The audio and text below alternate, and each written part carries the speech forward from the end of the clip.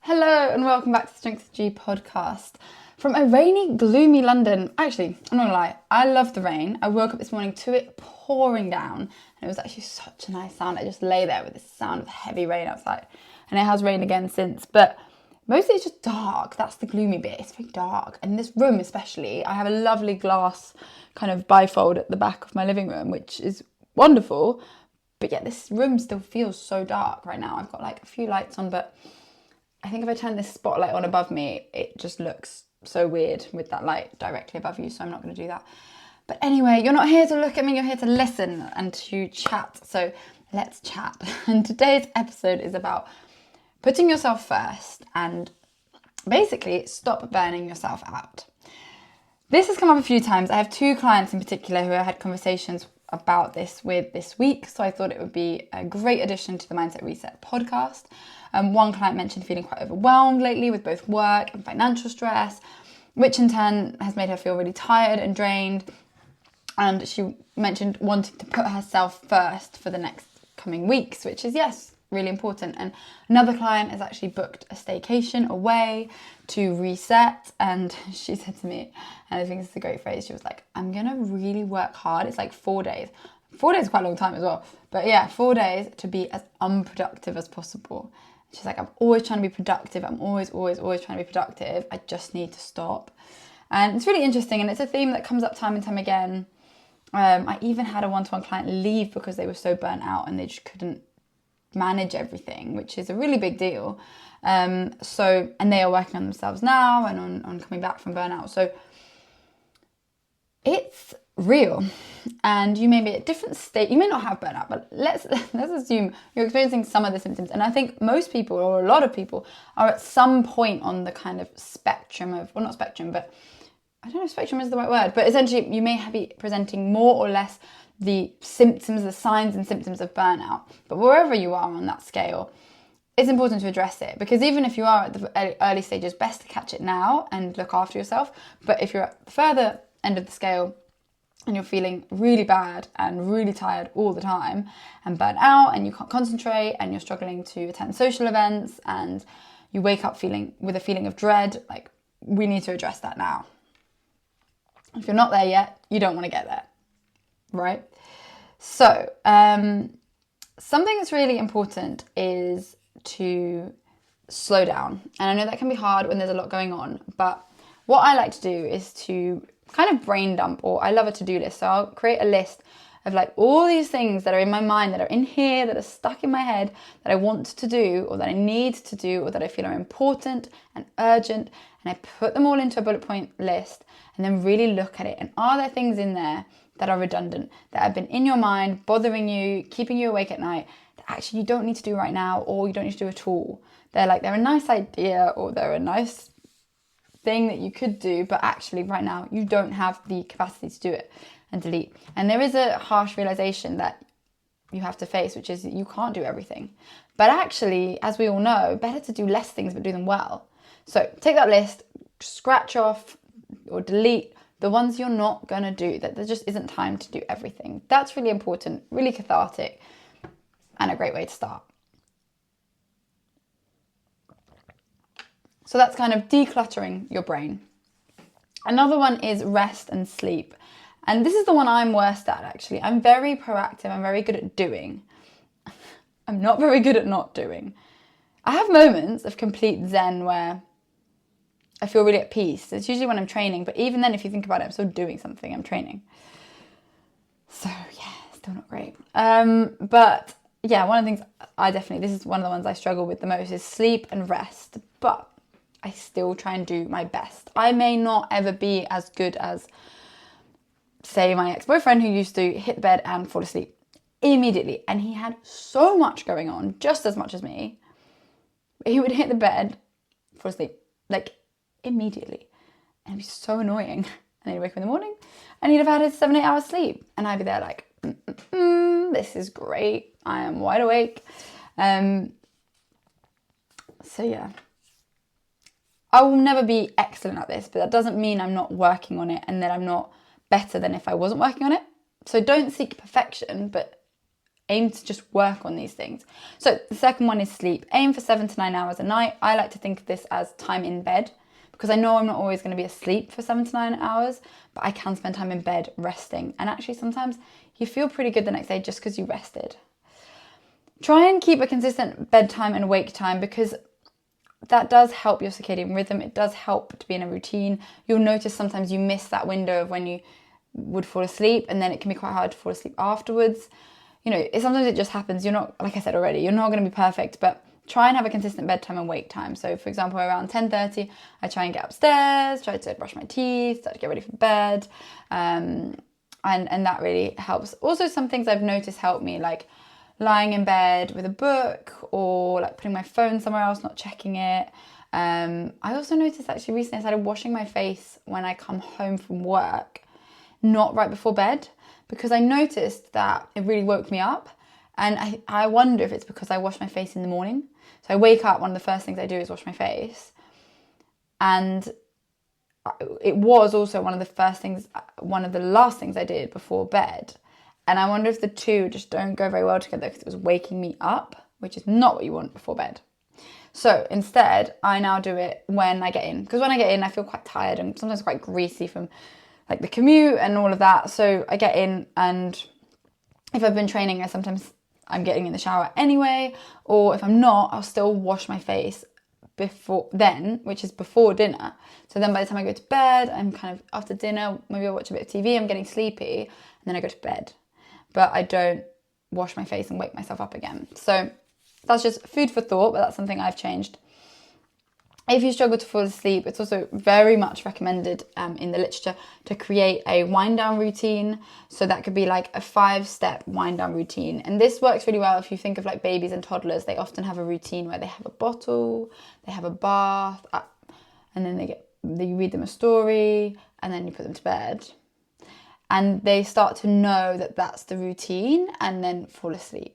I know toddlers don't always fall asleep immediately, but they tend to work well with a routine. We're not too dissimilar from toddlers. So having a routine, so for me in the winter especially, it's like make a chamomile tea. Maybe in the summer not so much, but yeah, a chamomile tea. Then I go upstairs, I brush my teeth. I always have low lights on in my room. I just move sort of all my stuff for the day to one corner, put my phone on charge on the other side of the room, and then get into bed and sometimes listen to something, or sometimes read a book, and then try and go to sleep. But you could add in things like some meditation. You could add in one of those massage mats. I have been thinking of buying one for a while. There's like on Amazon, they sell these like £15. They're like mats you lie on the floor with lots of spikes that you lie on. That's supposed to help you de-stress. You could add in something like that if you're really struggling with sleep. I also take magnesium now, so before bed, I take my magnesium, and I think a lot of that is placebo and psychological, but hey, that's fine, that's great. If something is placebo and works, that's amazing, because you're not taking anything.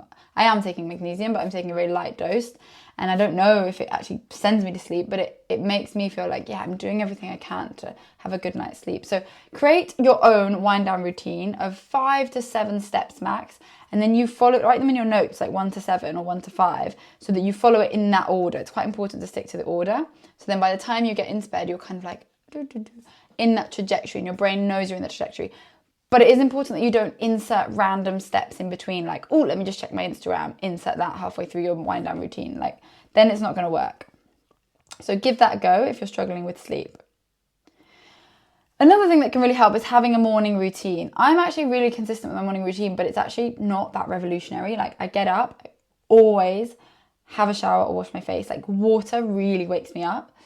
I tend to have a cup of tea or a decaf coffee. I don't drink caffeine anymore, so it's not a coffee, but for me that ritual is still there. I usually have breakfast quite early. I usually get ready, do my makeup, do my hair, put my clothes on, and then have breakfast. I like to get those things done first, and then I have my breakfast, and then I'm like, cool, working day starts. And for me that works really well, and that's enough, and I'm very alert in the mornings, so I don't need much more. For other people, stepping outside, having a 3-minute walk around the block could change your life. If you're working from home, could change your life. Whereas I'll have a snippet of like an hour of time to work from my laptop, and I usually have to head to the gym, either for one of my one-to-one clients, or I want to train. I love training in the mornings. I don't like to leave it till the end of the day. So I'm out of the house quite soon after waking up. So for me, actually, it's quite nice to sit at my laptop and get some stuff done straight away. So again, a morning routine can be very helpful. Fueling sufficiently, so eating enough. I'm not going to tell you to not fast if it's something you've done and you found benefit from it. In general, the literature tends to support for healthy hormones and a healthy body eating regularly throughout the day. Ideally 3 meals and like 1 snack. You don't want to be grazing all day, but you also don't want to have huge gaps of time without food, because you probably are going to feel quite low energy, which isn't great if you're trying to work, or even worse if you're trying to work out. You also want to go into your workouts feeling quite fueled. So if anything, I would eat less towards the end of the day, but I would try and have some food in the morning to fuel you for your workouts, for your day of work. So most importantly, prioritize protein. The recommendation is 1.2 to 2 grams of protein per day per kilo of body weight. I can help you calculate all of that. Whole carbs, so minimally processed. As I always say, I'm not for zero processed, but just thinking about that, thinking about how much processed food. If 90% of the stuff in your fridge is processed, packaged, is in a package, it's probably not great. Healthy fats for hormones, things like avocados. I'll have avocado once or twice a week. Olive oil, nuts, seeds, things like that. Having them in your diet, not tons, but like sprinkled throughout your diet, super healthy. And of course, we need to get our vitamins and minerals, our micronutrients.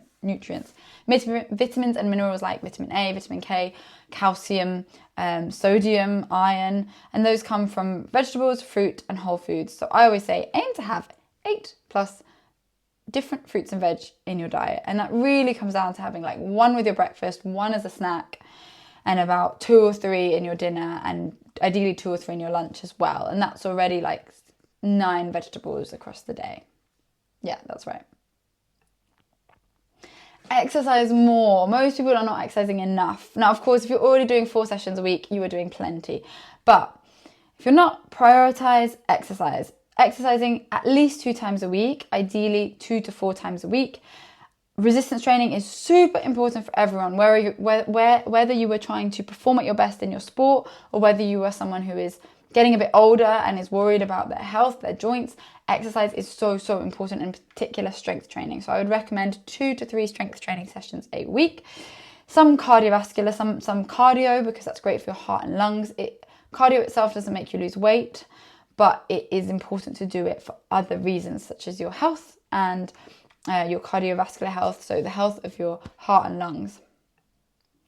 Also feels good. A lot of exercise leaves you feeling better. I know initially it can be quite hard, and initially sometimes it doesn't, because your knees hurt afterwards or things like that. That's where a coach is really important, because you're probably doing too much or the wrong exercises for that injury or that niggle. But in general, exercise should start to feel good, and it should start to make you, quite quickly, it should make you feel good. Afterwards, you feel good. That's why people get addicted to it. That's why people who are in a routine tend to stay in a routine, because they know how good it makes them feel. And then the last point really is managing stress and mental overload. I know it's not easy. The first thing I mentioned earlier about writing out all those things that are on your mind and crossing off the ones that just do not need to be done, so then you can focus on the ones that are important and urgent right now. Other things can be meditation and mindfulness. So sometimes I'll try and listen to meditation. I'm not the best at meditating, but there are times when you just need it, and you just need to try and force yourself to sit still because you're feeling so overwhelmed. Another thing can be talking to a friend, talking to a partner. Often that gives you perspective, and you start to realize, oh, I'm so stressed and overwhelmed because I'm doing so much. Well, at least it makes sense. I'm not failing, I'm just doing so much. And also trying to plan your week. For example, on a Sunday, I'll look at my Google Calendar and I time block everything. So then I'll plan out where my workouts are going to go. Where's this going to go? For example, this week I needed to fill out my income and expenses spreadsheet. So I made sure that was in there. I needed to update my savings spreadsheet. So that was in there, which I only do once a month. So things like that were really important to me, but I needed to figure out where I was going to have time to do them. Then you've also got all your work meetings, client meetings. You might even have some social things in there. And so on a Sunday, I plan out my week, and that helps me to understand. Also, it helps me to understand how much can I do, because I can't do everything. There are lots of things this week that I have had to push back to next week, and that's okay. But it's important to be realistic of how much you can do. And actually, like I said before, sometimes doing less, but doing it well is better. there are also times where you just have to do a lot. Every 2 weeks, I do a job for a corporate client, and it's by week. It's not every week, it's every 2 weeks. And those weeks, I'm always stressed. Come Friday, I'm like, whew. And it's because I've had like double the workload, but I want to do it. I enjoy doing it, and it makes me money. So like, I'm not going to not do it. But sometimes there's some weeks that are just really intense because there's a lot to do, and we have to kind of just work through it. But even on those weeks, I'm cutting out other things. There are other things that I'm pushing back, like this podcast. I'm recording it on a week where I don't have the corporate client, which makes sense, right? So, being honest with yourself of how much you can fit in, being honest with yourself about how much you're already doing is really important. And then setting yourself some realistic targets. It is fun to tick things off a to-do list. It is fun to push yourself and to get stuff done and create stuff that you want to create and have time for family and be present with them. But you are going to need to be honest with yourself how much you can do. And you can't constantly be burning yourself out and then taking time off to recover, and then burning yourself out and taking time off to recover. You need to find a more sustainable routine.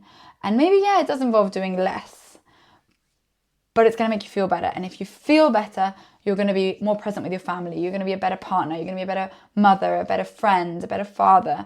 If you're looking after your energy and not doing as much and looking after your energy, you're also going to feel better. And if you feel better, you're going to want to work out. You're going to look forward to that rather than dread it. You're going to want to go to work because you want to be successful at work. You're going to want to spend time with your kids because you haven't spent time with them all week, rather than dreading it and you're exhausted and you don't feel like it. You're going to also, if you have, for example, a strength goal or a fat loss goal, you need energy first to achieve your goals. Because if you come to me, and I will help you work on this, but if you come to me and you have zero energy and you're asking to lose fat, you're in survival mode, as in you're exhausted, you're much more likely to grab the snacks. You're much more likely to grab a glass of wine. You're much more likely to skip a workout. So first we need to get you feeling good. Then you can go and do your heavy lifts in the gym. Then you can work on your fat loss goal. Or we can do both at the same time, but you're going to be far more successful at your fat loss goal once we sort out your energy. So this is so, so important. And actually, this is the main thing I want you to take from this, is whatever your goal may be, once you get your energy back up, then your goals are going to come easier. And that is why it's so important. And if you want my support with your goals, you can sign up for one-to-one coaching. The link is in the description to this podcast, to this episode. You can also go to strengthsofg.com and you find everything there. And I would love to help you.